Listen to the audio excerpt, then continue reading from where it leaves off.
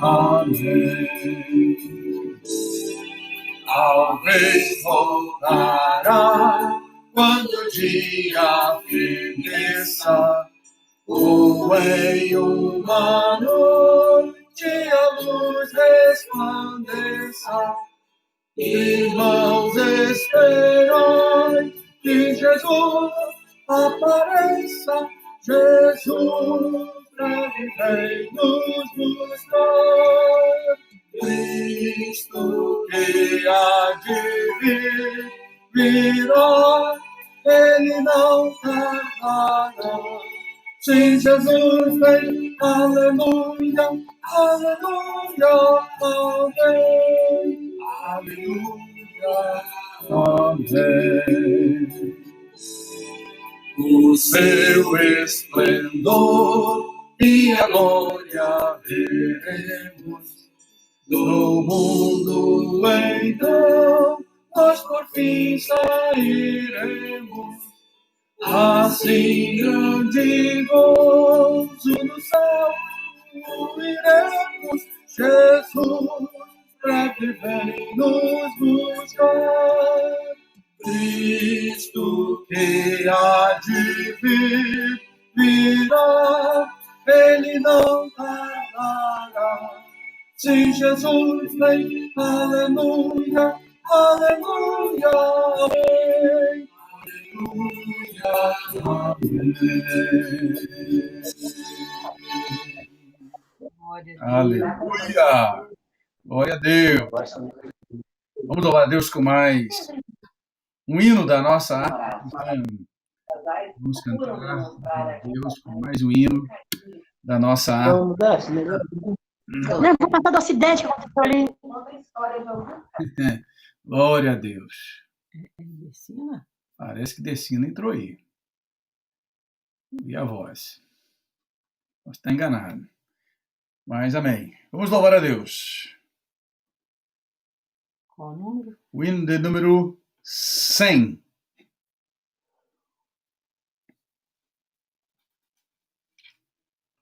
Hino de número 100 da harpa cristã. O bom Consolador. Louvado seja o nome do Senhor.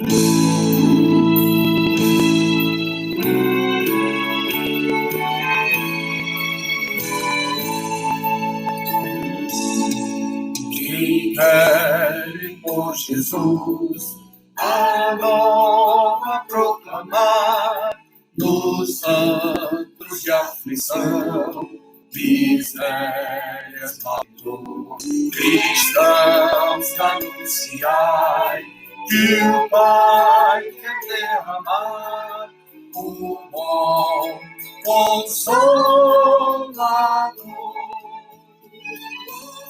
Consolador, o bom Consolador, que Deus nos prometeu, ao mundo já desceu. Ó, ide proclamar que Deus quer derramar o bom Consolador. No mundo de horror, a luz enfim brilhou, que veio dissipar as sombras de terror. Também o nosso Pai, aos seus fiéis, o bom Consolador, o bom Consolador, o bom Consolador, que Deus nos prometeu, ao mundo já desceu. Ó, ide proclamar que Deus quer derramar o bom Consolador. É o Consolador que traz a salvação ao que aprisionou no grande tentador. Dizem que veio já com todo o coração, o bom Consolador, o bom Consolador, o bom Consolador, que Deus nos prometeu, ao mundo já desceu. Ó, e de proclamar que Deus quer derramar o Consolador, o grande eterno amor, ó gozo divinal, que tem proclamar o nome de meu Senhor, pois mora já aí poder celestial, o bom Consolador, o bom Consolador, o bom Consolador, que Deus nos prometeu, ao mundo já desceu. Ore de proclamar que Deus quer derramar o bom Consolador. Aleluia.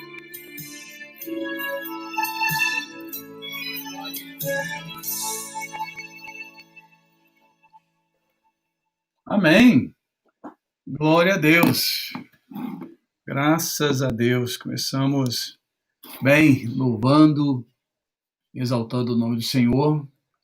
E onde tem louvor, a presença do nosso Deus, pois a Bíblia diz que Ele habita no meio dos louvores. Louvado seja Deus. Você já pode ir se preparando aí, pegar a sua Bíblia, acompanhar, anotar, fazer as observações importantes desse tema que a nós muito nos interessa, né? Hoje daremos continuidade ao nosso estudo sobre as profecias, o tempo do fim. E antes da gente continuar, vamos dirigir a Deus uma oração, a fim de que o Senhor possa nos instruir, nos advertir, nos corrigir, nos direcionar, e que essa palavra, sempre a palavra do Senhor, é uma palavra de amor e é uma palavra de esperança, não é uma palavra de terror, nem uma palavra de medo. O medo já está na vida de quem não tem Deus. O terror está na vida de quem não tem o Senhor Deus. Mas quem tem a Deus e a sua palavra tem sempre esperança. Uma palavra de amor, uma palavra de esperança. Amém? Vamos orar. Ó Deus, nós nos unimos nesse momento em oração, juntamente com a tua igreja reunida nesse momento, ó Pai, cada um numa localidade diferente, fisicamente falando, mas espiritualmente todos posicionados na mesma fé, no mesmo amor e a mesma esperança. Senhor, é tudo isso, ó Pai, que nós precisamos, que nós necessitamos. Que o Senhor receba nesta noite a nossa gratidão por tudo que o Senhor tem feito por nós, por tudo que o Senhor é e representa e significa para nós. Tu és a nossa esperança, o único Deus verdadeiro. Não há quem se compare a Ti. Nós cremos e esperamos pelo Senhor e no Senhor. Essa noite nos reunimos mais uma vez para, além de cultuar, louvar o Teu nome e bendizer, também ouvir e receber a Tua palavra. Fala conosco, fica à vontade entre nós, espiritualmente estamos reunidos, e o Senhor, ó Pai, disse que estaria entre aqueles que estivessem reunidos no Teu nome. Então fica à vontade entre nós. Fala conosco, instrui, nos orienta, nos adverte, nos traz uma palavra de despertamento, de encorajamento, de desenvolvimento espiritual, de crescimento e esperança. Pai, abençoe os teus filhos que estão presentes, aqueles que porventura ainda vão se conectar, que a tua graça esteja com cada um, facilitando, ó Pai, ajudando-nos a captar e a assimilar tudo que receberemos nessa noite. Em nome de Jesus, abençoe aqueles que porventura não poderão estar presentes, estão trabalhando, se há alguém enfermo, se há alguém hospitalizado, que o Senhor possa visitar os teus filhos, onde quer que estejam. Em nome de Jesus nós oramos e agradecemos. Amém. Muito bem, meus irmãos, graças a Deus. Eu mandei depois no WhatsApp, no grupo, um resumo daquilo que nós fizemos e nós vamos construir. Eu até lanço um desafio para os irmãos aí presentes, que ao final você possa realmente resumir numa ordem cronológica, ou seja, o que é isso? Numa ordem em que as coisas irão acontecer no tempo, para que quem olhar veja através dessa imagem, ou de uma figura, ou de um desenho, de um diagrama que você fizer. Gostaria que você fizesse, com base nos estudos que estamos aqui ministrando na sexta-feira, como que essa sequência dos eventos que estão para acontecer, né? Nós começamos, então, falando da cronologia do fim dos tempos. Utilizamos inicialmente um texto do profeta Daniel, capítulo 9, versículos 24 e 27, onde Deus revelou para Daniel, após ele orar e buscar uma resposta do Senhor, Deus revelou a ele uma mensagem poderosa que nos envolve também nessa profecia. A profecia estava relacionada ao povo de Israel, aos judeus, que era o povo de Daniel. E o Senhor disse a Daniel que estaria reservado para o povo de Israel 70 semanas. Posteriormente, nós vamos entender, ao longo do decorrer da profecia, que semanas, cada semana são 7 dias, mas 7 anos, na verdade. Cada dia são semanas de anos. Então, uma semana, 7 anos, e 70 semanas, então nós teremos aí 490 anos, né? O que nós já vimos pelo texto bíblico diz que começaria a contagem quando o povo recebesse a ordem para restaurar a cidade de Jerusalém. E daquela data até a vinda ou a retirada do Messias, até a crucificação de Jesus, o Messias, passariam-se 69 semanas. E a contagem para ali. 69 semanas. Restaria, então, uma semana de 7 anos para continuar com Israel. O que nós percebemos na semana passada é que, nesse intervalo, nós tínhamos aqui Deus trabalhando com Israel, e agora Deus quis trabalhar com um povo gentio, e desse povo gentio, com também outros povos, ele formasse um único povo, a quem ele chamou de igreja. E esse texto está lá na carta de Pedro, na primeira carta de Pedro, capítulo 1, se não me engano, a partir dos versículos 9, nós vamos perceber que Deus fez um outro povo, constituiu um outro povo, e esse povo ele chamou de igreja, a quem ele chamou de igreja. E durante um determinado tempo, que nós não sabemos quanto tempo, Deus então passou a trabalhar no mundo através da igreja. Deu uma pausa com o povo de Israel e fica ainda reservado mais uma semana de 7 anos para Israel. Mas a igreja entra nesse parênteses desse tempo que Deus instituiu e salvando através de Cristo Jesus e seu sacrifício na cruz, povos de diversas raças, tribos, línguas, nações, formando um só povo que é a igreja. E um dia, esse tempo que foi destinado à igreja é um tempo chamado pela Bíblia tempo da graça. E a própria Bíblia também vai chamar de dispensação. Né? Um tempo em que Deus está agindo numa aliança que fez no sangue de Jesus, é a nova aliança, de buscar salvar todo aquele que crê em Jesus. E esse que crê em Jesus e vive segundo a palavra do Senhor Jesus, passa agora a ser tratado como igreja. E a igreja tem um tempo que nós não sabemos quanto tempo vai durar, é o tempo da graça, a dispensação da graça, e vai se encerrar esse tempo quando houver o arrebatamento da igreja. Então, nós tivemos uma pausa com relação a Israel, Deus vai retomar com Israel assim que a igreja for arrebatada. Então, a sequência dos eventos é arrebatamento da igreja, o dia do Senhor começa, né? Basicamente, é disparado todos os eventos que vão acontecer. As profecias do fim dos tempos, ela vai começar com o arrebatamento da igreja. Depois do arrebatamento da igreja, vem então os 7 anos restantes, chamado a Grande Tribulação, né? Um período do anticristo. Nós vamos estudar isso na semana que vem. Depois da Grande Tribulação vem o milênio, 1000 anos, governado pelo próprio Cristo, 1000 anos de paz. Falaremos disso na outra semana. Por fim, teremos aí o juízo final, tá? Logo depois do milênio, o juízo final. E depois a eternidade começa depois do juízo final. A eternidade com Cristo e a eternidade sem Cristo. Amém? Falamos que há mais profecias na Bíblia a respeito da segunda vinda do que da primeira vinda. Nós também falamos que para cada profecia, para cada uma profecia falando da primeira vinda, existem 8 falando da segunda vinda. Então, veja que esse é um ponto importante. E quando nós falamos da segunda vinda, estamos falando de 2 etapas que a gente vai aprofundar um pouquinho hoje e avançaremos ao longo dos nossos estudos. Então, depois de falar um pouco dessa introdução, que já falamos na semana passada e vamos falar sempre, né? E por que vamos falar sempre? Porque nós somos criticados.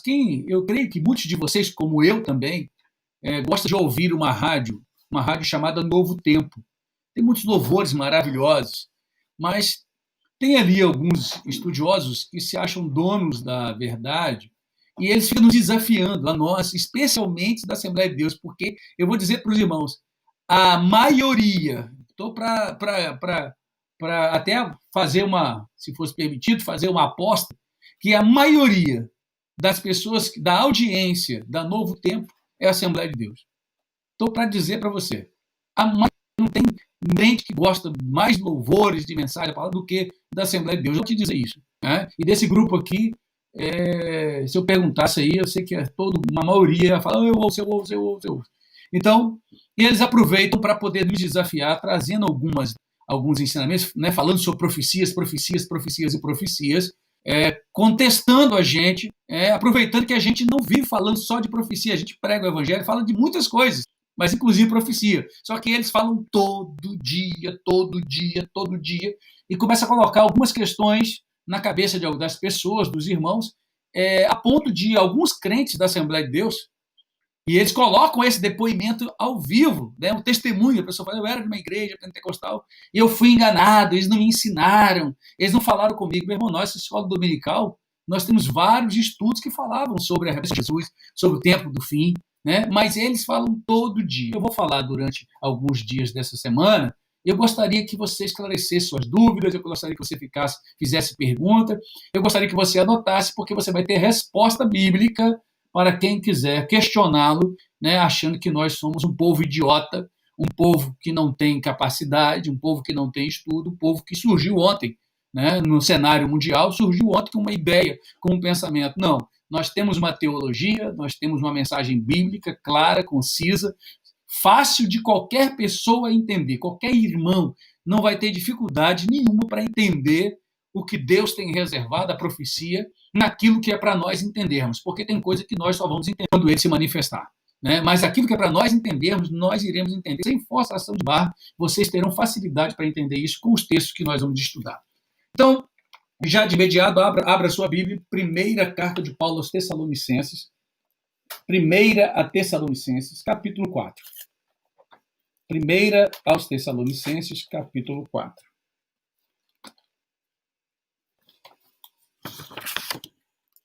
Glória a Deus. Eu convidei mais pessoas para participar conosco hoje. Eu não sei se alguns conhecidos, amigos. E você pode convidar quando eu passar aquele link. Inclusive o link que eu passei hoje, irmãos, esse é o mesmo link para todos os cultos, tá? Os cultos de ensino. Todos os cultos de ensino terão o mesmo link. Pode passar para quem você quiser passar esse link. Acompanhar esse estudo que é de extrema importância e deve ser o nosso interesse. 1 Tessalonicenses capítulo 4, versículos 16 e 17. Diz assim: porque o mesmo Senhor descerá do céu com alarido e com voz de arcanjo e com a trombeta de Deus, e os que morreram em Cristo ressuscitarão primeiro. Depois nós, os que ficarmos vivos, seremos arrebatados juntamente com ele nas nuvens, a encontrar o Senhor nos ares, e assim estaremos sempre com o Senhor. Amém?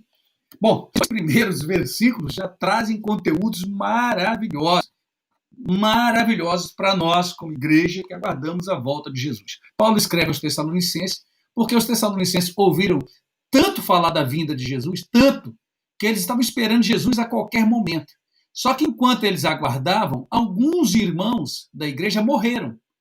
E eles ficaram, então, preocupados com isso, falando com Paulo: Paulo, o que será desses irmãos que morreram? Eles estavam aguardando a vinda de Jesus, Jesus não veio e eles morreram. Aí Paulo, no capítulo 4, vai dizer uma palavra de conforto, de consolo, de esperança, esclarecendo alguns pontos para a igreja de Tessalônica. E ele vai no versículo 13 dizendo o seguinte: não quero, porém, irmãos, que sejais ignorantes acerca dos que já dormem, para que não vos entristeçais como os demais que têm esperança. Então já estavam ficando tristes porque eles morreram e agora? Não vão mais estar com Jesus. E Paulo escreve, falando: não, vocês não precisam perder as esperanças e nem ter tristeza como os demais. Vocês têm esperança, porque se cremos que Cristo ressuscitou, morreu e ressuscitou, assim também aos que em Jesus dormem, Deus os tornará a trazer com ele. É interessante que ele chama a morte de um sono, é porque é algo temporário. E aí ele vai detalhar que algumas coisas que nós veremos ao longo desse estudo de hoje, falando sobre arrebatamento da igreja. O primeiro ponto, gente, que nós precisamos entender sobre arrebatamento é que a palavra arrebatamento, ela vem do latim e ela equivale a uma outra palavra do grego que traduzido ficou arrebatado, mas é rápido, ou seja, tirado à força, algo rápido, imediatamente, rapidamente, com força. Então, um movimento muito rápido. Aqui eu quero já de antemão trabalhar com vocês, e gostaria que você acompanhasse no texto, a ideia de que o arrebatamento vai ser algo muito rápido, muito rápido. E que textos bíblicos que nós podemos usar para confirmar isso que estamos falando, tá bom? Primeira coisa que está relacionada ao arrebatamento, esse arrebatamento, então, é para os salvos em Cristo, tá? Ele será uma surpresa. Veja bem, o momento vai ser de surpresa. Não será um momento aguardado. Não existe nenhum sinal que antecede a volta de Jesus. Nenhum sinal específico. Para você contar, depois que eu vi esse sinal, é só contar alguns dias, ou algum tempo, ou algum ano, e Jesus está vindo. Não tem nenhum sinal. O que nós temos são indicativos que já ocorrem, desde que Jesus partiu desse mundo. Aqueles sinais que ele disse que iria acontecer, antecedendo a volta de Jesus, já estavam acontecendo no mundo. O mundo sempre esteve em guerras, confusões, mortes, pestes, sempre ocorreu. E nos tempos de Jesus, da que Jesus partiu, a igreja primitiva começou a perceber, aumentou-se a perseguição à igreja, o sofrimento e tudo mais. A igreja, ela já esperava Jesus nos dias em que ela estava aqui, já esperava Jesus aqui. Nós veremos isso daqui a pouquinho. Então, os sinais sempre ocorreram e eles estão sendo cada vez mais intensos a cada tempo. E a gente percebe, então, que estamos cada vez mais próximos. Jesus pode vir hoje. Eu queria que você tivesse atenção em relação a isso. Jesus pode vir hoje, agora, nesse momento. O que impede? Está faltando alguma coisa? Se você acha que está faltando alguma coisa, coloca no chat aqui para a gente poder responder essa pergunta ou tirar essa dúvida. Se você acha, não, pastor, ainda está faltando algumas coisas, porque alguém falou que precisa primeiro acontecer isso para Jesus vir. Se você acha que falta alguma coisa para Jesus se manifestar no arrebatamento, arrebatando a sua igreja, é alguma coisa que impede dele vir agora, nesse exato momento que estamos aqui falando, eu gostaria que você se posicionasse, tá bom? Mas eu quero afirmar de antemão, e a gente pode confirmar, que não há nada faltando para Jesus vir, e ele virá de surpresa. Esse é um elemento importante, de surpresa, guarde isso. É surpresa para todo mundo, crentes, não crentes, é de surpresa. Por que o senhor está falando isso, pastor? Vamos ver Mateus, alguns textos. Mateus, capítulo 24. Como que ele falou que viria? Mateus 24. Mateus 24 é um sermão profético, irmão. É tremendo aqui, tem muita coisa aqui. Só que nesse sermão tem vários... Fala da volta de Jesus e você precisa, com cuidado, distinguir, né, as etapas nesse texto, as etapas da vinda de Jesus. Ok? E nós temos duas etapas importantes a respeito da volta de Jesus. E a primeira etapa, ela se dá quando Jesus virá até as nuvens. O ponto-chave é esse. Então vejamos que esse dia será surpresa para todo mundo. Mateus capítulo 24, versículo 36. Vamos ver o que diz o versículo 36. Porém, daquele dia e hora ninguém sabe, nem os anjos dos céus, nem o Filho, mas unicamente meu Pai. Esse é o primeiro versículo, 42. 42. Vigiai, pois. Opa, por que tem que vigiar? Porque não sabeis a que hora há de vir o vosso Senhor. Mas considerai isso, versículo 43. Se o pai de família soubesse a que vigília da noite havia de vir o ladrão, vigiaria e não deixaria que fosse arrombada a sua casa. Por isso, estáis vós apercebidos também, porque o Filho do Homem há de vir à hora em que não pensei. Ele virá a hora que ninguém estiver nem pensando. Pensa, queridos irmãos, que vai estar no momento, eu imagino, porque tem gente que acha que Jesus virá no momento de grande perseguição da igreja. Eu ainda acho que haverá um tempo de perseguição da igreja. Né? Ainda haverá um tempo de perseguição da igreja muito forte. Mas Jesus não virá nesse tempo. Ele virá quando a gente não achar que ele virá.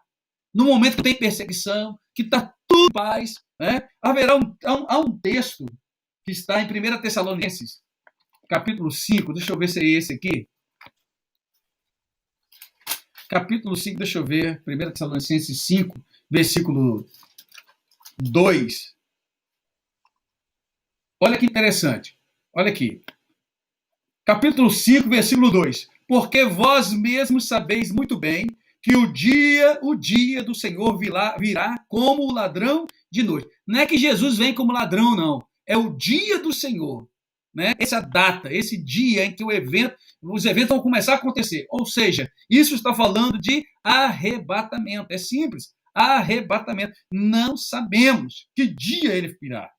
Pois, versículo 3, pois que, quando disserem a paz e segurança, então lhes sobrevirá repentina destruição, como as dores do parto, aquela que está grávida, e de modo nenhum escaparão. Então veja que nós estamos falando de um tempo que muito provavelmente vai nem parecer que Jesus viria numa época como essa. O momento que a gente mais deseja a volta de Jesus, e isso aconteceu na igreja primitiva, é dos momentos de perseguição.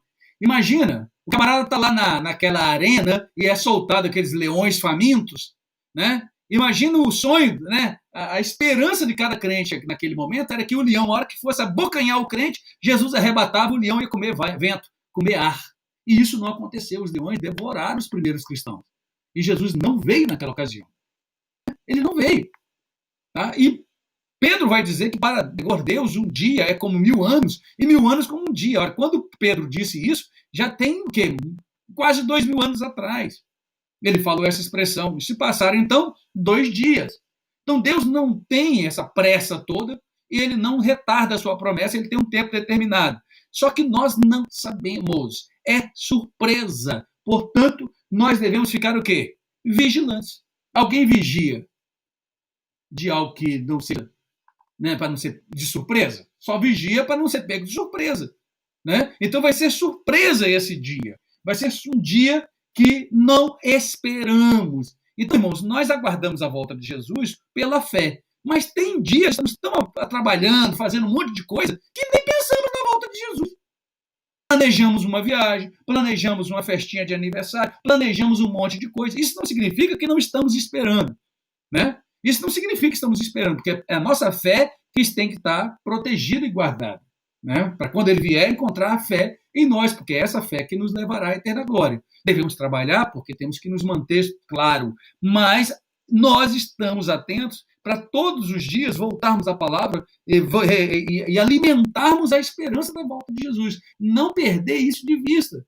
porque a vinda será de surpresa, tanto para crentes quanto para não crentes. E aqui temos algo importante, né? Porque o arrebatamento da igreja, ele é o primeiro acontecimento para disparar os acontecimentos.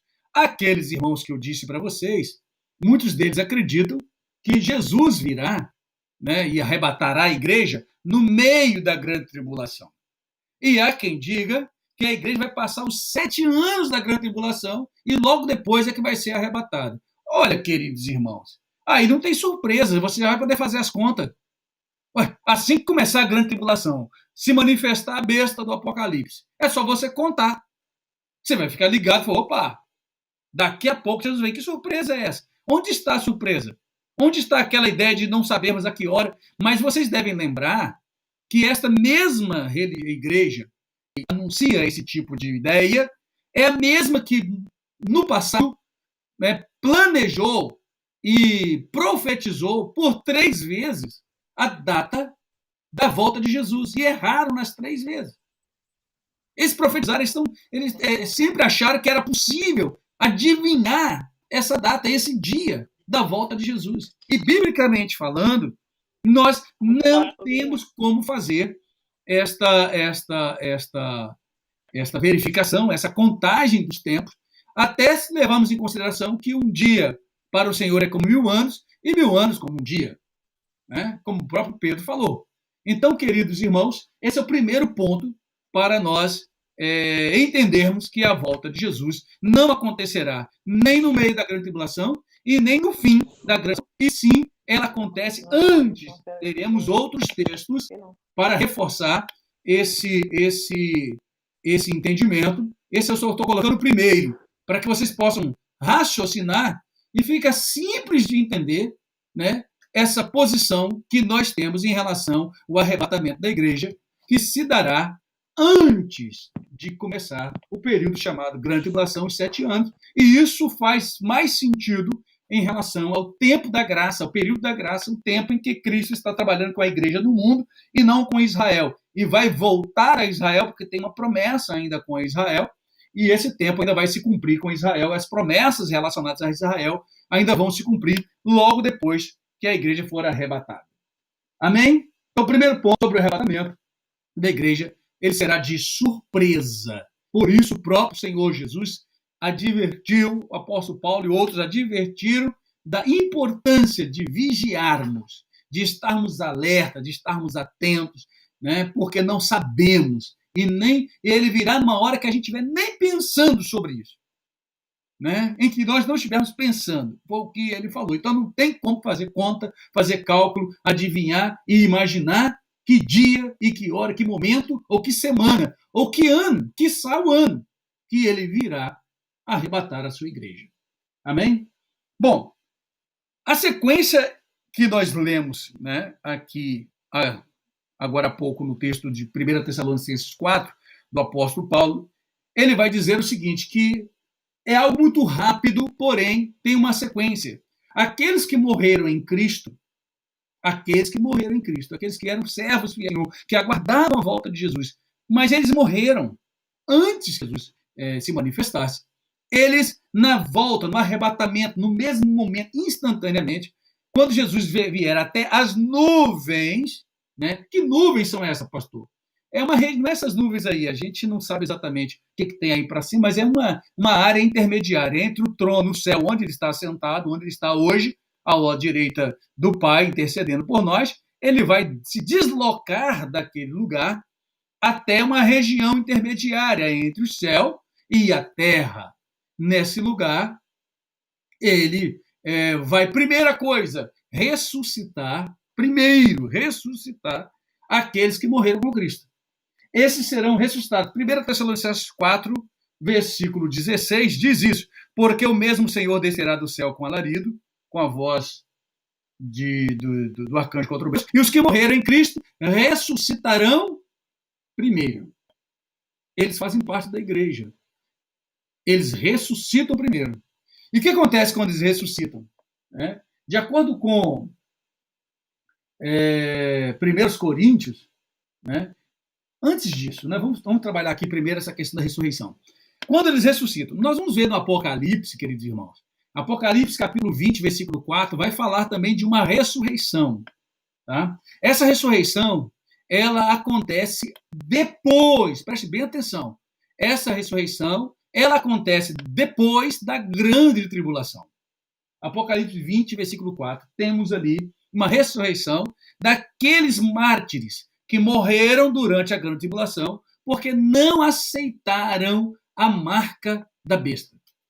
Aquela marca besta do anticristo, né, onde as pessoas só poderão comprar, e se tiver aquela marca, eu falar e ainda não conhecia sobre isso, eu convido vocês a fazer uma leitura de Apocalipse. Depois, então, a gente pode até marcar um novo, na sequência, um estudo, voltando a uns anos atrás, o Marquinhos até mandou algumas anotações que ele fez no estudo de sexta-feiras, que eu trabalhei só sobre Apocalipse.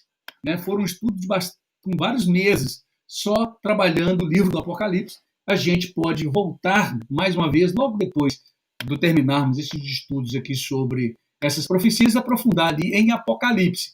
Então, lá em Apocalipse vai falar da grande tribulação, e durante a grande tribulação, aqueles crentes que negligenciaram, que não estavam vigilantes, que não se prepararam, que não estavam atentos, que não creram e não foram na vinda de Jesus, eles vão se aperceber do que aconteceu.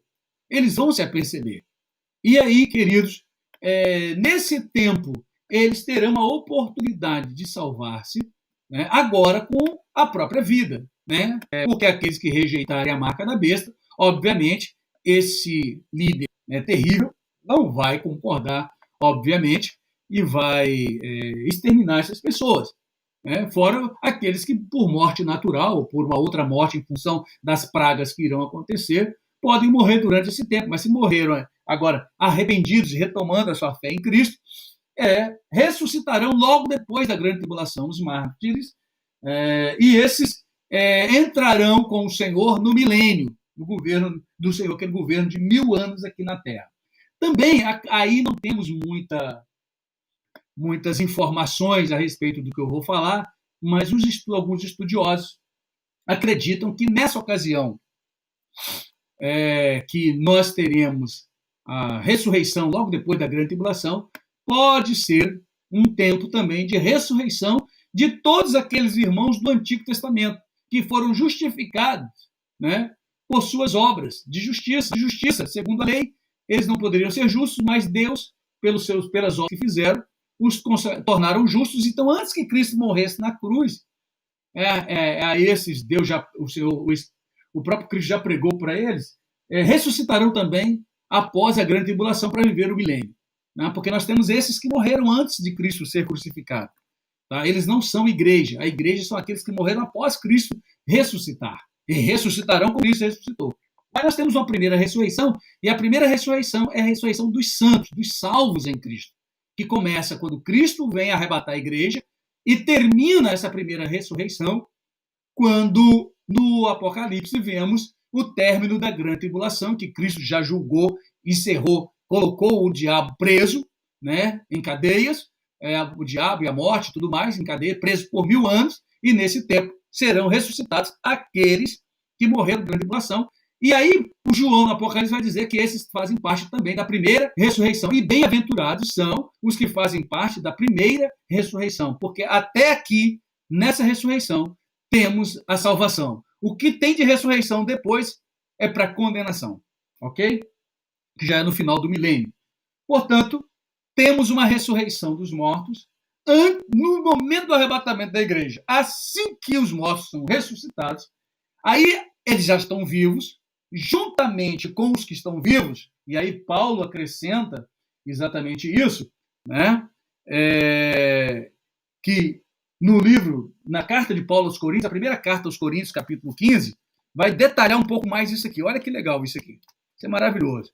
Primeira carta de Paulo. Você vê que Paulo fala em Tessalonicenses, fala em Coríntios, fala em tanto lugar, né, a respeito da mesma coisa. Não está num lugar só, irmãos. Está na Bíblia.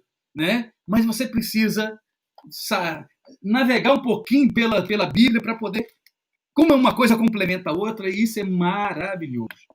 Olha, Quando Paulo vai falar em 1 Coríntios, capítulo 15, um texto maravilhoso, no versículo 51, ele vai dizer assim: eis aqui vos digo um mistério. Na verdade, nem todos dormiremos, mas todos seremos transformados. Aqui é maravilhoso. Então, o que acontece? Aqueles mortos ressuscitam e, junto com os que estiverem vivos, recebem um novo corpo. Que corpo é esse? Um corpo incorruptível, um corpo imortal. O versículo de 53 vai dizer isso, porque convém que isto que é corruptível se revista em corruptibilidade e que isto que é mortal se revista da imortalidade. Aleluia. Nesse momento que Jesus vem até as nuvens, os mortos ressuscitam e, junto com os vivos, são transformados os seus corpos em um corpo que não enfrentará mais a corruptibilidade e nem a mortalidade. Então, é essa transformação que se recebe imediatamente. Porque Paulo continua na primeira carta aos Tessalonicenses, quando nós estávamos lendo o capítulo 4, agora o versículo 17, quando esses ressuscitaram, junto com os que estiverem vivos, forem transformados, Paulo disse no versículo 17, depois nós, os que ficarmos vivos, seremos arrebatados juntamente com eles nas nuvens a encontrar o Senhor nos ares e assim estaremos sempre com o Senhor. Então, Cristo não vai vir e botar os pés nessa terra na primeira fase. Vocês estão percebendo aqui, igreja? Está difícil de entender isso? Eu tenho que ficar inventando alguma coisa aqui, acrescentando algo aqui? Não está fácil de entender? Por que tem alguns que estão afirmando, né, aproveitando da ignorância de alguns, de muitos, afirmando que Jesus virá de forma visível? Não sei se vocês já viram, presta atenção. Ou melhor, não presta atenção não, presta atenção na palavra de Deus aqui que é melhor. Mas eles ficam ali balbuciando na rádio e na TV o tempo todo dizendo que nós estamos errados, que nós ensinamos errado, estamos enganando todo mundo. Olha o que está claro aqui. Quando Jesus vier arrebatar a igreja, ele não pisa na terra. Sabe aquela palavra que os anjos disseram à igreja que estava reunida lá no Monte das Oliveiras, quando Cristo foi subindo aos céus? Jesus estava voltando para o céu, e, de repente, dois varões vestidos de branco, Atos dos Apóstolos declara isso. Dois varões de branco chegam para aqueles homens e servos, a igreja do Senhor reunida ali, e perguntam: ei, varões, meu Deus, o que vocês estão fazendo olhando para cima? Por que ficam olhando para cima, vendo esse que está subindo entre as nuvens? Olha, este que vocês estão vindo subir, do mesmo modo, descerá. E ele vai colocar os seus pés no mesmo lugar de onde ele partiu. Do mesmo modo que subiu, vai descer. Se ele desapareceu nas nuvens, ele agora vai aparecer, né, de entre as nuvens e todo olho verá. Mas isso, em que momento isso vai acontecer? Numa segunda fase. Na volta de Jesus, a primeira coisa que ele fará é o arrebatamento da igreja. Estão percebendo que coisa interessante? É isso a sequência. Ele vai arrebatar a igreja. Os mortos ressuscitam primeiro, junto com os vivos são transformados em corpo incorruptível e imortal e são arrebatados, tirados da terra. Tirados da terra. Simultaneamente. Olha o que Paulo vai dizer. Presta bem atenção, meu. Veja que o negócio é muito rápido. Tá? Quando a gente olha 1 Coríntios, capítulo 15, que nós estamos nele agora. 1 Coríntios, capítulo 15. Deixa eu ver aqui. Eu li o 15 que fala que eis aqui vos digo um mistério, na verdade nem todos dormiremos, mas todos seremos transformados. Agora eu quero mostrar um outro versículo maravilhoso. Versículo 52. Num momento, num abrir e fechar de olhos, ante a última trombeta, porque a trombeta soará, os mortos ressuscitarão incorruptíveis e nós seremos transformados. Irmãos, é no piscar de olho. Você já viu como é que você pisca o olho? Você nem vê. É uma questão, é uma fração de segundos. Não dá nem para calcular em segundos. É muito rápido. Que história é essa de que Cristo virá de forma visível no arrebatamento da igreja? Eles querem enganar quem? Não caia nessa, irmão. Esse texto, por que o pastor está dando tanta ênfase nisso? Porque eles usam isso aqui para mostrar que nós estamos errados. Se isso aqui está errado, todos os ensinamentos que nós ministramos estão errados. E aí é que eles começam a engodá-los e levá-los a crer somente naquilo que eles pregam, porque o resto está tudo condenado. Nos condenam, né? Nos condenam. E para nos condenar, tem que condenar a Bíblia e condenar o apóstolo Paulo, porque está muito claro aqui e você percebe porque a Bíblia, irmão, não é para você ficar tendo que fazer um curso teológico para entender aquilo que você precisa entender. Tem coisas aqui na Bíblia que realmente vai além, mas tem aquilo que nos interessa. Imagina que Noé estivesse pregando uma mensagem que ninguém estava entendendo, que eles precisariam fazer um curso teológico. Noé, eu vou precisar matricular numa faculdade teológica para eu poder entender o que você está pregando. Não, quando Noé pregou de forma clara, inequívoca, sem muita armação, a mensagem que todos entendessem. E Paulo segue a mesma linha. Obviamente, tem muitas coisas, como Pedro falou, né, que tem muitas coisas que Paulo ministra, difícil de entender. Né? Alguns disso, mas aqui dos textos que nós estamos lendo, é muito fácil de entender, sem medo de errar. Então, nós aqui no arrebatamento será surpresa, será de surpresa. Será rápido, porque a palavra arrebatamento, ela já expressa isso. É retirado da terra, com força, né? Rápido. E, simultaneamente, nós teremos ressurreição dos mortos e transformação dos corpos, tanto dos que ressuscitaram, quanto dos que estavam vivos, como diz Paulo, num abrir e fechar de olhos. Isso vai acontecer e nós estaremos nas nuvens com o Senhor. Sairemos da terra e encontraremos o Senhor nos ares, nas nuvens, como estou dizendo, mas numa região que nós desconhecemos, uma região intermediária. E nessa região, o Senhor Jesus já estará lá com seus anjos, com suas hostes espirituais, aguardando a igreja que vier ali, poderosa em nome de Jesus. Amém, igreja? Muito bem. Olha que interessante. Dando sequência, nós temos já algumas perguntas. Deixa eu ver aqui se já tem alguma questão que precisa ser... Alguém fez aqui.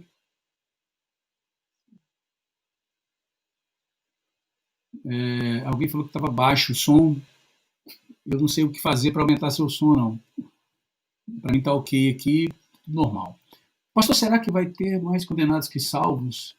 Eu creio que muitos vão se salvar no período da grande tribulação por conhecer o Evangelho, porque quem conhece sabe quem confiar. Essa é sempre uma questão, né, irmãos? Só lembrar que a porta da condenação é mais larga, né? É muito, muito fácil. A Bíblia fala que muitos entrarão por ela. Mas o apóstolo João também, ele viu o número dos salvos, né, irmãos? Acho que em Apocalipse, eu não lembro o texto agora realmente, eu posso mostrar, se alguém lembrar pode postar aí, mas um texto de Paulo, na visão de Paulo, de João no Apocalipse, ele via os salvos como areia do mar. Olha, então não é pouquinha gente, não. É muita gente, tem muita salvação aí. Tá? Tem muita salvação aí, ok? Então, temos aí um tempo de Deus para essas pessoas serem salvas, é por isso que ele parece que está demorando para voltar, e alguns zombam da gente por isso, mas ele está, nesse momento, salvando muitas pessoas. E irmãos, eu estou aqui trabalhando com vocês como pastor sendo despertado, mas não é um privilégio só de vocês, não. O Espírito Santo está agindo no mundo. E tem vários servos de Deus, pastores, igrejas, que estão no mesmo enfoque, no mesmo objetivo. Então, a igreja está se despertando nesse tempo. E haverá ainda um grande despertamento na minha visão, porque o número de salvos mas é muito grande. O sacrifício de Jesus foi poderoso demais. Né? Então, o Sidney está dizendo que creio que Deus não vai perder para o diabo. Né? Na verdade, ele já venceu. Né? Ele já venceu o diabo. Agora, quem tem que vencer o diabo é eu e você. Vencer alguém que já foi vencido. É mais fácil para nós, mas é importante. Tá? Fábio está contando aqui 4 elementos do arrebatamento. Você é nosso teólogo, Fábio. Surpresa, velocidade, imaterialidade, invisibilidade. Perfeito. É isso que Paulo está ensinando. Perfeito, Fábio. A expressão popular, né? Matou a Paulo. Certo? É isso aí que os nossos irmãozinhos lá da Novo Tempo não querem entender. Tão fácil, tão simples, como está escrito aqui na Bíblia, sem forçação de barra, sem nada. Né? Daziomar está presente, meu convidado. Seja bem-vindo, meu irmão. Ele está falando de uma questão que nós não vamos falar durante esse momento, porque eu vou deixar para o Apocalipse, a respeito dos 144 mil. Esses são os testemunhos de Jeová, que começaram com essa ideia há um tempo atrás. Eles já mudaram um pouco isso. quando o número de testemunhos de Jeová no mundo passou dos 100, quando chegou nos 140 mil, né, eles já começaram a mudar. Ixi, só tem vaga para 4 mil. E tinha muita gente ainda para ir de casa em casa, né? E um pouco essa... Mas ainda tem alguns que ficam presos nesse texto de Apocalipse. Vamos deixar para falar disso na próxima sequência que a gente estudar o Apocalipse, tá bom? Maravilha. Esse aí vai ser um dia glorioso, esse dia. Pode imaginar, igreja. Pode imaginar. Olha que coisa interessante. Juntos, vivos e ressuscitados, serão arrebatados. Serão arrebatados. Isso é maravilhoso. E aí, Paulo está dizendo que isso é consolo para nós, que isso é esperança para nós, é esperança da igreja. O que nós temos com o arrebatamento? Qual é a grande vitória? Olha que interessante. Nós seremos livres das aflições. 2 Coríntios, capítulo 5 e versículo 2 e 4, vai anotando aí. Depois eu vou tentar fazer um esboço e mandar para vocês, mas vocês vão anotando, que é importante ir anotando e estudando. Né? 5, versículos 2 e 4 diz: e por isso também gememos, desejando ser revestidos da nossa habitação, que é do céu. Oh, maravilha! Quando nós recebemos o nosso corpo glorioso, corpo incorruptível e imortal, nós receberemos esse revestimento que é para habitarmos no céu.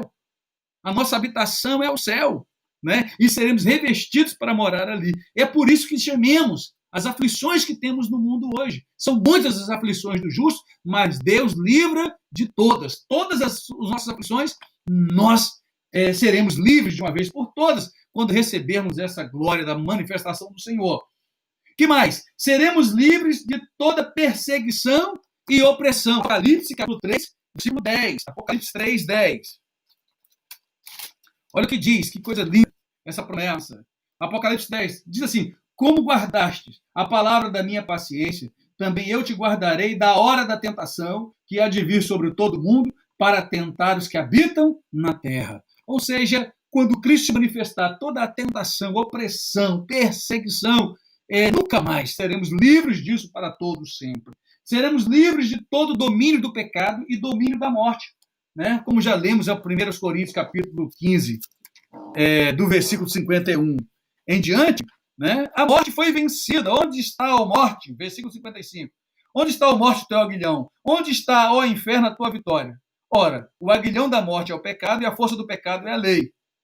Mas graças a Deus que nos dá a vitória por nosso Senhor Jesus Cristo. Eu li 1 Coríntios, capítulo 15, versículo 55 até o 57. Então, queridos, veja que esse momento, né, que nós aguardamos vai nos livrar dessa questão toda.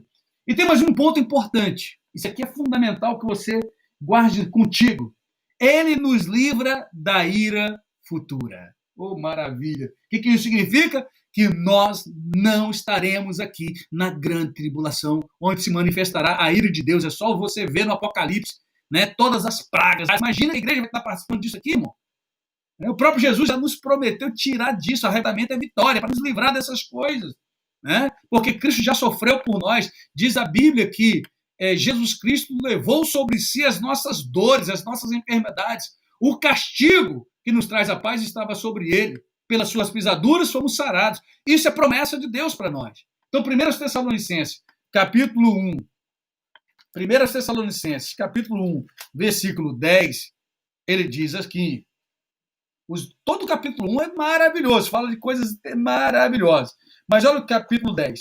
E esperar dos céus a seu Filho, a quem ressuscitou dos mortos, a saber, Jesus, que nos livra da ira futura. 1 Tessalonicenses, capítulo 1, versículo 10. Nos livra o Senhor, estamos aguardando ele vir dos céus para nos livrar da ira futura. Quando ele se manifestar na luz, arrebatar a sua igreja, ele estará nos livrando da ira futura. O que significa? Da grande tribulação, não estaremos aqui. Capítulo 5, versículo 9, ainda 1 Tessalonicenses, capítulo 5, versículo 9, assim nos diz: porque Deus não nos destinou para a ira, mas para a aquisição da salvação por nosso Senhor Jesus Cristo.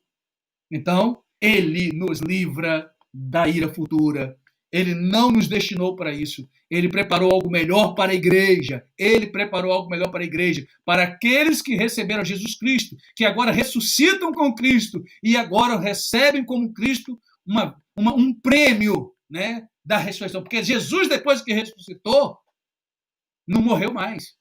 Não teve mais sofrimento. Por isso, os mortos ressuscitam primeiro para nunca mais sofrer. E a igreja que já sofreu o que tinha que sofrer na terra, agora, no arrebatamento, recebem esse livramento da ira futura. Nós seremos livres da grande tribulação. Glória a Deus por isso. Eu estou caminhando para finalizar.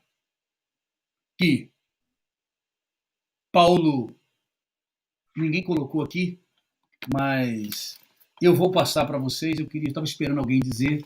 Eu glorifico porque vocês estão esperando Jesus voltar agora. Acho que ninguém tem dúvida, né? Aleluia. Alguém levantar a mão ali. Aleluia. Eu acho que ele é quem? Ele é aqui. Depois você passa um paninho com água na sua lente. Eu acho que porque a gente fica passando álcool em gel na lente, no celular, a sua lente está embaçada. Né? Quero ver a sua cara. Você passa um paninho na lente. Né? A Eliana também está com a lente embaçada, a gente não está conseguindo ver você direito. Depois faça uma paninho para a gente na foto, ficar todo mundo bonito na foto. Né? Essa foto vai ficar aí, para quem não foi arrebatado, ver quem foi. Tá certo? Nós vamos deixar a foto aqui, irmão, na internet, gravada, para quem não subiu no arrebatamento, matar a saudade. E preparar, falar, não, eu quero ver esse povo, eu vou encarar e vou ver esse povo depois. Amém. Nós estamos terminando, olha só. Paulo, deixa eu mostrar um texto aqui que confunde muita gente. Mateus 24. Olha, Mateus 24 é maravilhoso, é profético, é a chave ali. Mateus 24.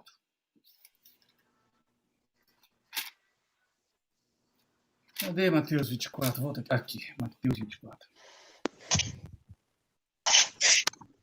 Maravilha.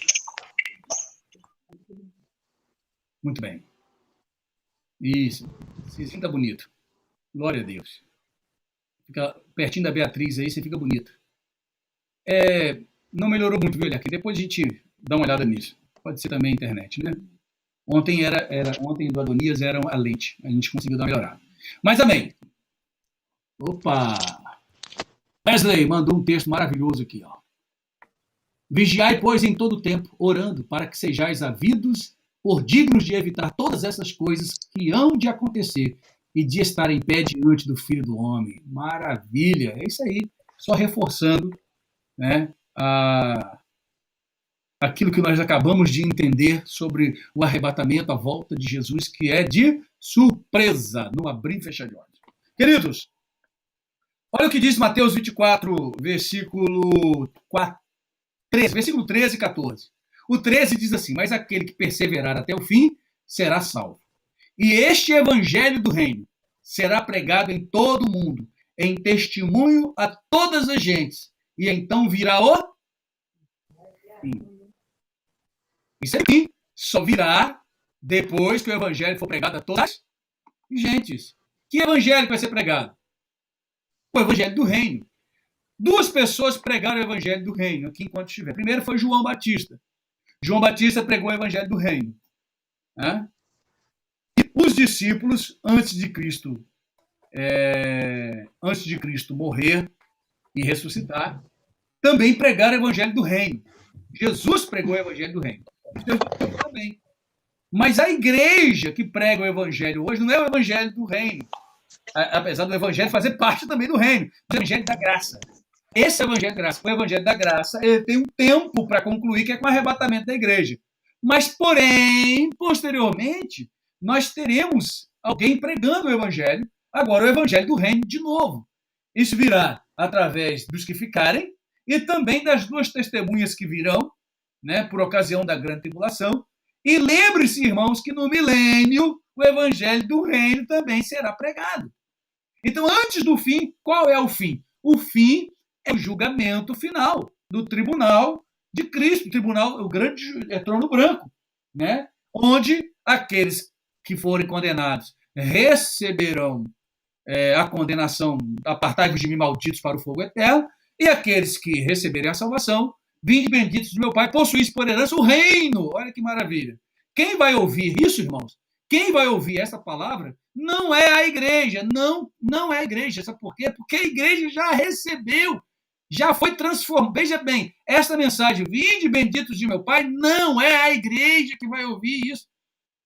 Porque a igreja recebeu com benefício de ter aceitado o evangelho da graça, que foi, ressuscitou primeiro, recebeu primeiro a transformação do corpo incorruptível.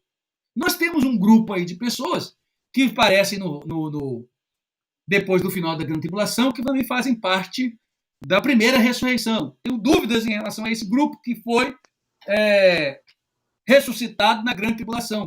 Não faz sentido acreditar que esse grupo fará parte da igreja, que já estará sempre com o Senhor. Não pode ter ficado a igreja, diz a Bíblia, é corpo do Senhor. Olha, como que um pedaço vai ficar para trás? Parte do corpo vai e um outro pedaço fica para trás. O corpo de Cristo vai ser completo quando ressuscitou os mortos primeiro, receberam transformação, os vivos também são transformados e o corpo já foi com o Senhor. A cabeça é ele e o corpo já está com o Senhor. Então, não há dúvidas a respeito daquele público que vai se salvar na grande tribulação, eles não serão igreja, na minha visão. Mas aguardaremos por essa explicação que eu disse, ok? Mas veja que estes recebem o prêmio do evangelho, que aceitaram o evangelho da graça. Fazem parte da igreja, que é o corpo do Senhor. Aqueles que ouviram o evangelho do reino antes da morte e ressurreição de Jesus e aceitaram, João batizou muitos, foi o evangelho do reino. Esses estão reservados para receber o reino. É esses que eu acredito que também ressuscitarão antes do milênio, que fazem parte da primeira ressurreição. A eles pertence o reino de Deus, o reino dos céus, porque creram no evangelho do reino. E esse evangelho do reino será novamente pregado no mundo quando a igreja subir. Porque o evangelho da graça é pregado pela igreja, mas a porta se fecha, a porta da graça, e fica aí o evangelho, pregado o evangelho do reino, durante a tribulação e também no milênio. Esse é o entendimento que eu tenho, porque a Bíblia não entra em muitos detalhes em relação a isso. Quando eu falo eu tenho esse entendimento comigo, eu não estou sozinho, não sou o único privilegiado. A doutrina que nós pregamos da Assembleia de Deus, especialmente, nesse caso, eu estou completamente em linha, em conformidade com o que é a doutrina que nós pregamos, defendemos, e não só faz sentido, né, irmãos? É algo que é extraordinário. Você vai ler na Bíblia e você vai ver isso claramente. Então, esse evangelho do reino está relacionado com o fim e não com o arrebatamento da igreja. Amém? Não se confunda. Agora, Paulo, olha que interessante. Por quê? Paulo estava enganado? Olha o que Paulo disse. Paulo estava esperando Jesus naquele tempo que ele escreveu para os Tessalonicenses. E ele diz, no versículo 1 Tessalonicenses 4, e no versículo 17, ele diz, depois que os mortos ressuscitaram, ele fala, depois nós, os que ficarmos vivos. Olha, ele fala nós, incluindo ele e os demais irmãos ali. Ele diz, continuemos a esperar Jesus nesses dias. Não havia nada, pelo menos da nossa parte, biblicamente falando, nada que impedisse, que teve como impedir a manifestação do nosso Senhor Jesus Cristo como para arrebatar a igreja. Não tem nada. Absolutamente nada. Não precisa. Mas cadê a besta? Não apareceu. Tem gente esperando uma besta. Eu estou esperando Jesus, amém, igreja? Tem gente esperando a besta, irmão. Tem pastores ensinando a igreja a esperar a besta. Porque enquanto a besta não vem, Jesus não vem. Que isso, rapaz? Jesus vem primeiro que a besta, irmão. Os bestas vão ficar, mas aqueles que não creem na besta vão subir. Essa é a verdade. Não tem esse negócio. Jesus não mandou esperar a besta. Nós vamos falar depois sobre a questão do anticristo, porque tem uma coisa que ainda está na terra. Mateus 24, que ainda está na terra, que impede a manifestação do anticristo. Também, quem vai dizer isso também na visão de Daniel também, vai dizer que há um que impede a manifestação do anticristo e da besta. É o Espírito Santo junto com a igreja. Quando a igreja for tirada da terra, aí se manifestará o anticristo visivelmente, publicamente, junto com a besta, do governo mundial. Nós já vemos aqui. Alguns movimentos são sinais, a gente já pode imaginar. Mas eu não estou esperando besta, irmão.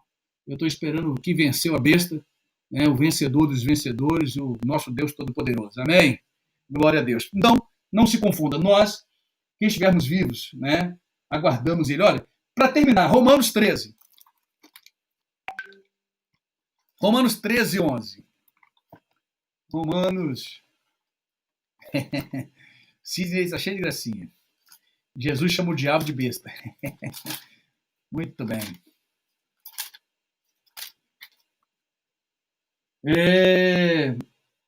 Romanos 13, versículo 11, olha o que diz. E isto digo, conhecendo o tempo, que é já hora de despertarmos do sono, porque a nossa salvação está agora, quando Paulo falou agora, né, mais perto de nós do que quando aceitamos a fé. Olha, Paulo esperava Jesus a qualquer momento. Ele não estava aguardando que alguma coisa ainda faltava acontecer. O evangelho ser pregado, a besta aparecer, nada disso. Ele esperava Jesus naquele tempo, não estava esperando grande tribulação, nada disso. Olha que interessante. 1 Coríntios 15, vamos voltar para 1 Coríntios 15, lê de novo. 1 Coríntios 15, versículo 51. Olha o que o Paulo diz. Eis aqui vos digo o mistério. Na verdade, nem todos dormiremos. Olha, ele já falava, nem todos dormiremos, mas todos seremos transformados. Ele não diz, nem todos dormirão. Ele disse, nem todos dormiremos. Ele se incluiu que ele poderia estar vivo, que aqueles irmãos que estavam ali poderiam estar vivos no arrebatamento, quando Cristo se manifestasse. Essa possibilidade havia, né? Então, ele estava aguardando Jesus naqueles dias. E ele diz, no momento, no abrir e fechar de olhos, ante a última trombeta, porque a trombeta soará, os mortos ressuscitarão. Beleza, acho que o texto que eu queria já foi dito. Né? Mostrando que ele esperava a vinda de Jesus naqueles dias. Um ponto importante que eu quero destacar aqui, inclusive, não sei se tem alguns irmãos que vieram da Igreja Maranata, porque a Maranata, se não me engano, acredita que também vai ficar aqui na grande tribulação. Né? A Igreja Maranata está se preparando para receber a besta antes de Cristo chegar. Né? Por causa desse versículo. O que tem esse versículo aqui, pastor? Versículo 52. Última trombeta. Por causa dessa expressão, última trombeta, eles associam essa última trombeta com a última trombeta lá do Apocalipse em relação àquelas pragas e aquele juízo de Deus na terra durante a grande tribulação. Não, uma coisa não tem nada a ver com a outra. Aqui está falando de um momento totalmente específico. Né? Totalmente específico. Tem uma trombeta que vai soar aqui. Há um mistério, sem dúvida nenhuma, em relação à trombeta. Quem era de Israel provavelmente entenderia melhor o que significa a última trombeta e não a sequência de trombetas do Apocalipse. Né? Então, essa última trombeta, quando nós temos uma explicação que Israel entende, é quando Israel estava caminhando pelo deserto e havia vários toques de trombetas, e cada trombeta, numa sequência, tinha um tom, um sonido, e quando ele ouvia a última trombeta, aquela hora de levantar e partir rapidamente. Não podia ficar mais ali. Era hora de partida, era hora de ir. Tá? Então, essa trombeta é uma trombeta sinalizando que é hora de agir, é hora de partir, dando um ultimato para seguir em frente. Não tem a ver com aquela trombeta que, quando nós lemos o Apocalipse, aquela trombeta, quando toca, o que acontece são coisas terríveis, né? Do juízo de Deus a partir de cada uma das trombetas. São 7. A 7ª trombeta, a última, mas na grande tribulação. Não tem a ver com essa trombeta aqui. Né? Em Tessalonicenses, Paulo já não fala última trombeta, só fala de trombeta de Deus, com a trombeta de Deus, não fala última trombeta. Né? Só fala com a trombeta de Deus, que é 1 Tessalonicenses 5,16. Amém, igreja? Só para deixar claro que não tem, já vimos aqui que será de surpresa, porque não sabemos o dia nem a hora, será num abrir e fechar de olhos, né? Por isso tem que ser antes da grande tribulação, porque se for durante a tribulação e depois da tribulação, dá para fazer conta. Dá para fazer as continhas e imaginar, opa, vai acontecer. É que muita gente ama e quer prever a volta de Jesus. O próprio Jesus já declarou, só o Pai sabe. Ok? E essa vinda de Jesus não será visível, é a primeira fase da vida de Jesus. A segunda fase, ela vai acontecer no final da grande tribulação, quando ele vai pisar lá no Monte das Oliveiras e vai ali fazer algo que nós vamos ver nos próximos estudos. Igreja, era isso que eu queria trazer, para alimentar nossa fé, nossa esperança.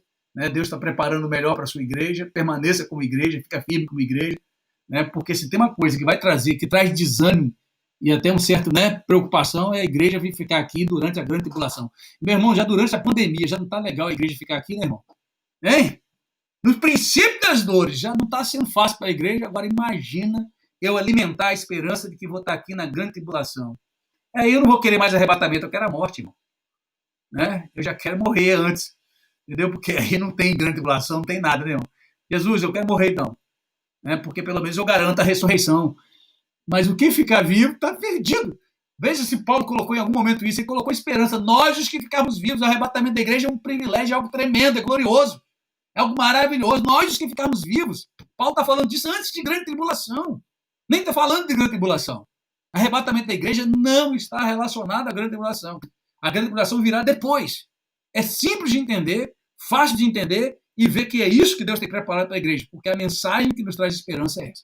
Amém, igreja? Que Deus abençoe. Nós avançamos bem. Eu sei que podem surgir perguntas, dúvidas. Eu gostaria que vocês... Ninguém mandou para mim pergunta e dúvida, né? Mandasse antecipadamente, pode mandar depois no WhatsApp, para a gente, na próxima semana, nós vamos trabalhar sobre a grande tribulação. Ixi, eu não sei se nós teremos, falar da grande tribulação tem muito detalhe, porque já se falou tanta coisa. Eu acho que tem gente que fala mais da grande tribulação do que do arrebatamento da igreja, e a coisa melhor, a mais preciosa é o arrebatamento da igreja, né? Mas vamos entender sobre a tribulação justamente para a gente não cair nas ciladas de quem está ensinando aí coisas que não convém, que não tá que confunde as pessoas e que causa mais desesperança do que esperança, tá bom? Então, nós não pregamos grande tribulação, nós pregamos arrebatamento da igreja. O evangelho que nós pregamos é da graça, aquela graça salvadora que nos livra da ira futura. Esse evangelho que nós pregamos. Deixa o evangelho do reino para outros pregarem lá na grande tribulação, do milênio. Nós aguardamos o arrebatamento da igreja, vigilantes, não sabemos a hora de surpresa, mas seremos arrebatados, seremos transformados e estaremos sempre com o Senhor. Essa é a palavra que Paulo trouxe de despertamento, de conforto, de consolo, de esperança para cada um de nós. Amém? Que Deus abençoe. Vamos orar, agradecer a Deus. No final, você já sabe, você vai ligar. Eu gostaria que você ligasse a câmera, os microfones, para que eu vou fazer foto, tá bom? Vai ficar bem bonita essa foto, tá? De todo mundo quando... Calma aí que tem uma mensagem que eu te olhei aqui. Chegando aqui no chat. Casal RR, Ricardo e Roberta. Se está difícil e muitos negando antes da grande tribulação, não quero nem pensar nesse dia. Não pensa não, deixa isso para lá. Vamos pensar em Cristo, vamos pensar no arrebatamento, vamos pensar na vinda de Jesus para nos buscar. É isso que nós esperamos. Quem quiser esperar, opa, Maranata, a hora vem Jesus. É isso aí. Eu espero que Jesus venha. Eu não espero outra coisa, não estou esperando a morte, não estou esperando a besta, não estou esperando a tribulação, não estou esperando nada disso. Só estou esperando Jesus e aquele encontro nas nuvens, nos ares. Meu Deus, sabe quem vai? Os primeiros que verão Jesus, você sabe quem são, né? Os primeiros que vão ver Jesus, a igreja. Os primeiros que verão Jesus glorioso, glorificado, vai ser a igreja. João viu numa visão. Nós vamos ver face a face. Os primeiros. Que privilégio, porque nós somos o corpo, igreja, entenda isso. O corpo é isso. Depois o resto vem. Depois o resto vem. Amém? Que Deus nos abençoe. Se de fato vai haver casamento da igreja com Cristo, como alguns falam, nós já temos as testemunhas de Jeová, né, irmão? Então, glória a Deus por isso. Porque casamento tem testemunho. Agora a igreja vai, é corpo. Está com Cristo, é um só. Deus abençoe. Vamos orar e ao final da bênção apostólica, eu espero que vocês liguem as câmeras, todo mundo. Hein? Temos aqui hoje um número maravilhoso. Chegamos a mais de 30 conexões, mas teve gente que teve um problema de internet, já falou que travou. Mais de 30 conexões. Estou vendo aqui, ó, tem mais de uma pessoa na mesma conexão, 2, 3 pessoas. Então, um número maravilhoso de pessoas que se interessaram por esse tema. Glória a Deus por isso, que nesse tempo vocês estão interessados na volta de Jesus, está, né, colocando a sua família aí ligada, né, naquilo que importa, naquilo que interessa, porque nós estamos aqui de passagem. Amém? Deus abençoe. Samela, que benção poder ver você e sua família aí também, né? Daqui a pouco a gente vai ver outra aí, né? Tem mais uma outra chegando, daqui a pouco a gente vê. Nós veremos Jesus. Vamos orar. Obrigado, Senhor, por esse dia. Obrigado por esta oportunidade. Obrigado por esse culto. Obrigado por tua palavra. Que palavra que consola, que palavra que nos traz esperança, que palavra que tira o medo, palavra que traz ao Pai refrigério para a alma, que nos traz, Senhor, e alimenta a nossa esperança. Somos igreja e queremos ser fortalecidos, ó Pai, cada dia a nossa fé, para que não percamos esse momento tão especial, tão ímpar, tão glorioso, algo marcante que o Senhor preparou. Por isso que o Senhor Jesus morreu na cruz do Calvário. Foi por isso, para resgatar um povo seu, zeloso e de boas obras. Pai, que nós sejamos esse povo, zeloso, de boas obras, temente ao Senhor, fiéis ao Senhor, dignos, ó Pai, de ser achado nesse dia, ó Pai glorioso, e sermos transformados num corpo imortal e incorruptível, e recebemos a eterna glória. Nós aguardamos, ó Pai, alimenta o Espírito Santo em nós essa esperança, porque o Espírito Santo que veio de lá, que o Pai enviou, sabe qual é o caminho que nos leva de volta, porque quem veio do céu, quem veio do Pai, é que sabe o caminho de volta, e esse Espírito está conosco nos guiando, nos revela cada dia, nos mostra esse caminho estreito, nos guia por esse caminho, nos conduza, nos alimenta nesse caminho, nos conforta nesse caminho, nos adverte nesse caminho, porque não há outro que nos conduz à vida eterna, senão Jesus Cristo, o verdadeiro caminho, através da sua palavra. Pai, em nome de Jesus, continue fortalecendo a fé dos teus filhos, a fé da tua igreja, purificando, lavando, redimindo, transformando, ó Pai, preparando-nos para esse encontro. Pai, que nada venha nos tirar da tua presença. Pai, nos ajuda a permanecer fiéis a ti. Perdoa as nossas limitações, nossas falhas. Nós somos fracos, somos falhos, mas nós temos uma esperança. Nós somos falhos, mas temos o Espírito Santo que nos fortalece e nos sentimos mais fortes hoje por causa da tua palavra. Pai, em nome de Jesus, abençoe a tua igreja, dá-nos a noite em paz, no sono reparador, continue nos guardando, livrando do mal. Abençoe para aqueles que não puderam se conectar, aqueles cuja conexão hoje não estava possível, mas temos aqui gravado, ó Pai, este estudo para que os irmãos depois possam consultá-lo outra vez e possam ser alimentados, esclarecidos nesse tempo. Pai, em nome de Jesus, receba nosso louvor, nosso culto, nossa adoração e ações de graças ao único que é digno de receber toda a honra, toda a glória e todo o louvor, em nome de Jesus. Amém. Glória a Deus. Ligue sua câmera, seu microfone agora, porque vai ter aquele amém poderoso depois da bênção, hein? Quero ver, hein? É todo mundo junto, hein? Glória a Deus. Vocês estão vendo, ó, tá Diomar, sua esposa. Glória a Deus. Amém. Eu acho que aqui embaixo é o Cleber, hein? Vai ali, tá para jeito, né? Deixa eu ter aqui. Glória a Deus. Opa, agora sim. A lança de violão. Vou fazer a primeira foto, hein? Isso. Tá faltando gente, hein? O resto, você tem que estar com dificuldade, né? Ó, eu acho que antes de arrebatar, eu vou. Eu tô querendo. Aê, maravilha. Glória a Deus. Vou colocar essas fotos. Acho que nem todos conseguiram. O vizinho tinha caído, voltou de novo. Maravilha. Bom, agora eu posso falar. Foi ligado, hein? A graça do nosso Senhor e Salvador Jesus Cristo, o grande amor de Deus, a presença do Consolador Espírito Santo, seja com todos os que amam e aguardam a vinda de nosso Senhor Jesus Cristo. Com alegria, o povo de Deus, diga comigo. Amém! Amém! Glória! Glória!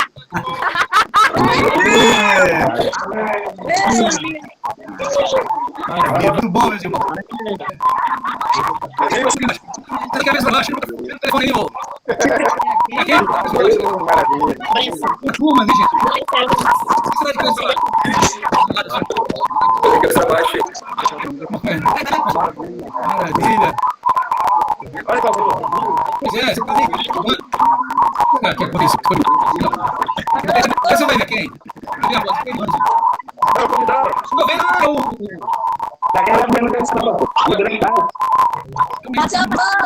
Vai, mano.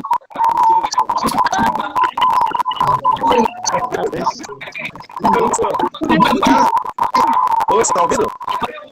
É o Jéssica. Jéssica. Eu sei. Pessoa, Jéssica. Agora desceu a Érica. Olha o espião. Agora sim. O espião, aqui eu peguei esse espião, rapaz. Meu Deus. Espião, uma pista, né? Não, ele apareceu, acho que tem. Esse vídeo acho que é esse mesmo. Salve! Maravilha! Cara, tira o senhor. Nada. Aí, ó. Policial, acabei de tocar. Eu tô vendo aqui, deixa eu tomar meu café aí. Alguém tá? Estudo, deixa estudo. Tá tomando café, né? É. Vai lá.